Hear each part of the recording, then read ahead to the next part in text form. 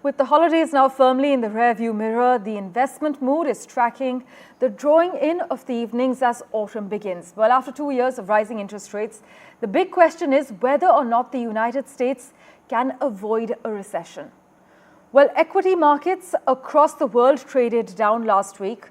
Two major economic indicators for the US that were released show that the US economy may contract sooner and stronger than expected. In fact, many investors are nervous that the decision by the US Federal Reserve on interest rates is too late and is behind the cycle. It's also feared that even if the US lowers rates over 2 weeks, it will have a limited effect on its economy that moves towards lower growth and higher unemployment. We have with us Jayant Krishna joining us, who needs no introduction. Thank you so much, sir, for making time for us. Would you argue that the United States could easily be tumbling towards a major recession after the job market indicators point towards unemployment, even though the rate of it had dipped in recent weeks?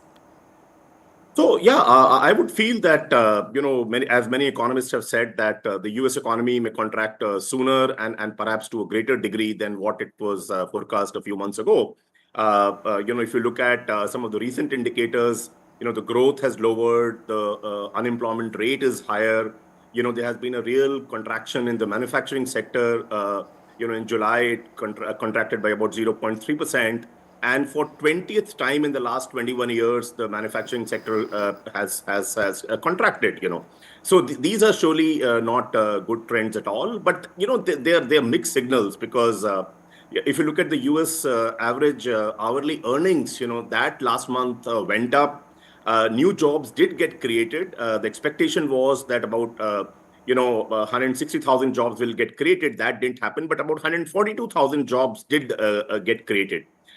If you look at, I was reading Barclays economist view, and and they say that the economy may not go for a recession as bad as people are forecasting. So there is an uncertainty, which is not good for the stock markets, and no wonder if you look at last week, overall. The S&P 500 contracted by about 4%, NASDAQ fell by about 6% a week as a whole, and Dow Jones Industrial Index also shrunk by almost 3%. So I think this is it's a mixed bag, and with US elections happening, the uncertainty continues and it only mounts up. Right. So I think and taking looking at what has happened in the US equity markets worldwide traded downwards. Last week, let's see what's in store this week. But things don't look as promising as one would have expected. Yes, some people argue that it's not all rosy, but then on the other hand, you have some arguing that the US economy is actually cruising towards a soft landing with no recession on the table. But sir, what's your assessment? How has the uncertainty in US equity markets actually influenced global markets?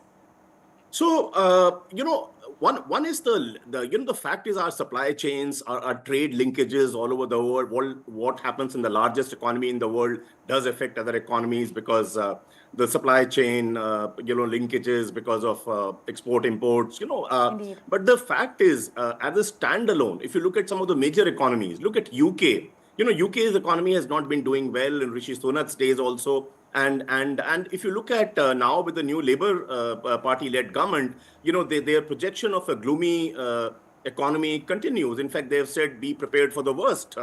Germany, if you look at the recession which had hit their economy last year, it continues. In fact, the overall EU growth rate that one is talking about in 2024 is as low as 1%. And a recent report by EU, which was chaired by the former Italian premier. It talks about EU facing some kind of a existential crisis. And they have talked about EU as a whole, as an economic entity, have to talk about have to thrash out and formulate a strategy to fight. Not fight, but how do you grow? How do you keep EU relevant vis-a-vis China and US economies, and unless big time investments flow in, things may not look good elsewhere. China, if you look at their growth rate, had the overall economy's growth rate had shrunk. It is still not that bad, with about 4.6% to 5% projection for 2024. all markets, in Tokyo, Hong Kong, the Asian markets, Shanghai, Seoul, they all showed a downward trend last week.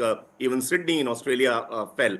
So I think these are, India perhaps remains the only bright spot, but the fact is, even our economy, our GDP didn't grow as much as it grew, and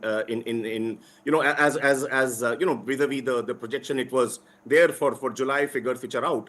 So I think actually for the Q1 figures, which are out. So I think it's a mixed bag, and partly the market's not doing well, and the downfall that you saw last week is attributable to the US shrinkage of the stock markets, and largely because many of these economies not doing as well. So it is a cumulative effect of both the things, I would believe. Well, it's always a pleasure to chat with you, sir. Thank you so much for joining us on the World 24/7 with your assessment.